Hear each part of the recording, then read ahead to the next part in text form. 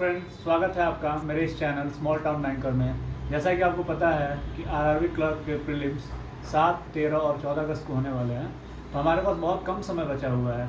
तो इन कम समय को कैसे यूज़ करना है, हमारी क्या स्ट्रैटेजी होनी चाहिए कम समयों में, उसके रिगार्डिंग मैं ये वीडियो बना रहा हूँ। आपको पता है कि आरआरबी क्लर्क प्रीलिम्स के कट ऑफ बहुत ही हाई जाते हैं और कॉम्पिटिशन बहुत ही ज़्यादा है। कई लोगों का सिलेक्शन बहुत कम मार्जिन से नहीं हो पाता है।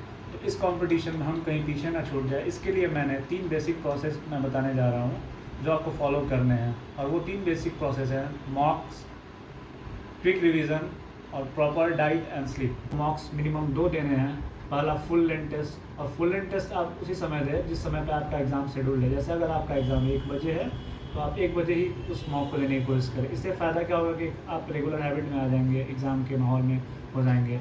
और कोशिश करें कि फुल लेंथ टेस्ट जो है वो आप इजी ही दें, क्योंकि आरआरबी क्लर्क के जो क्वेश्चन होते हैं वो बहुत ज़्यादा टफ नहीं होते हैं। तो आप टफ मॉक देकर अपना समय बर्बाद ना करें।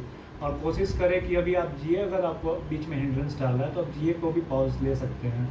दूसरे टाइप के मॉक है आप सेक्शनल मॉक दें।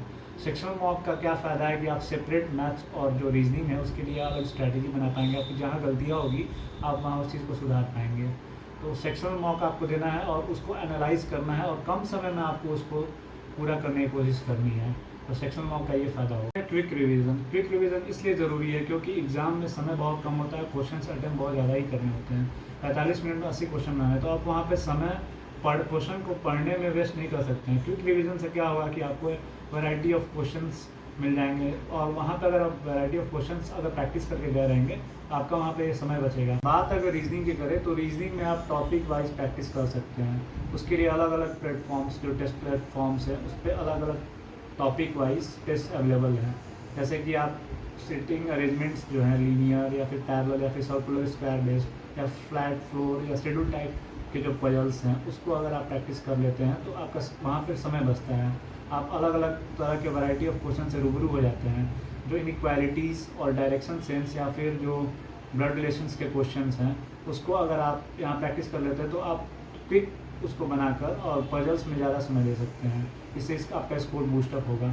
बात अगर मैथ्स की करें तो मैथ्स में अलग अलग चैप्टर्स होते हैं, जैसे profit loss, ratio proportion, SI CI। इन सबको जो भी चैप्टर वाइज आपने क्वेश्चन बनाया है, वैरायटी ऑफ क्वेश्चन जो आपने नोट डाउन किया है उसको आप एक बार प्रैक्टिस कर लें और उसको टॉपिक वाइज जो डिफरेंट प्लेटफॉर्म्स अवेलेबल हैं उसको मॉक दे दें।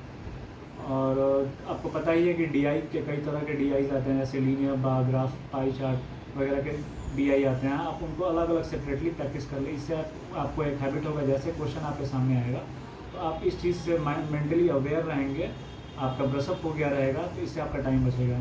और आपको पता ही है कि आरआरबी क्लर्क में सिंप्लीफिकेशन के 10 से 12 क्वेश्चन आते हैं। तो उसके लिए आप square root, cube root, table और मल्टीप्लिकेशन और एडिशन को माइंड में करने की कोशिश करें। इससे आपका क्या होगा कि समय बचेगा और सिंप्लीफिकेशन को बहुत ही कम समय में आप ख़त्म कर पाएंगे। और कैसलेट ये एक इम्पॉर्टेंट फैक्टर है रिजेक्शन और सिलेक्शन में प्री में, क्योंकि मेरे कई सारे दोस्तों का कैसलेट की वजह से भी सिलेक्शन नहीं हुआ था।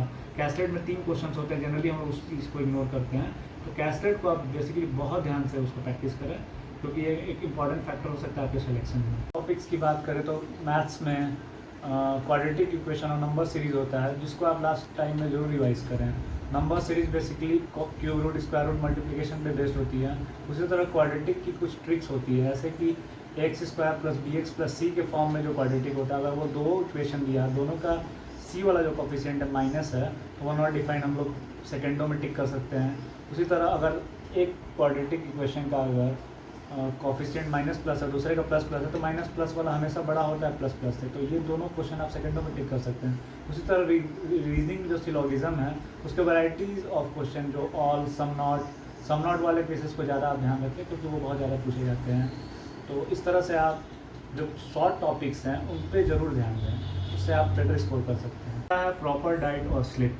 जैसा कि एग्ज़ाम का प्रेशर बहुत ही ज़्यादा होता है और बहुत ही आपका टाइट शेड्यूल हो जाता है एग्ज़ाम के लास्ट दिनों में, तो कई बच्चे क्या होते हैं कि प्रॉपर नींद लेना भूल जाते हैं, डाइट स्किप कर देते हैं। लेकिन हमें ये चीज़ें नहीं करनी है, हमें प्रॉपर डाइट और स्लीप लेना है, जिससे कि हम अगले दिन फ्रेश हो सकें। क्योंकि जैसे जैसे दिन एग्ज़ाम के नज़दीक आते जाएंगे आप प्रेशर बहुत ज़्यादा फील करने लगते हैं, उसके चक्कर में आप नींद लेना भूल जाते हैं। लेकिन नींद बहुत ही ज़्यादा ज़रूरी है, उससे क्या होता है कि अगले दिन आप फ्रेश फील करते हैं। और ये फ़ायदा आपको एग्ज़ाम के दिन बहुत ही ज़्यादा देखने को मिलता है। आप अपने शेड्यूल को अपने कन्वीनियंटली डिवाइड कर दीजिए और अपनी तैयारी को फुल फ्लेज में जारी रखिए। उम्मीद करता हूँ कि मैंने जो स्ट्रैटेजी आपके साथ शेयर की है वो आपके काम आएंगी और आपके सिलेक्शन में मददगार साबित होगी। ऐसे ही अन्य जानकारी के लिए मेरे चैनल से जुड़े रहें। Stay calm, stay healthy. Thank you.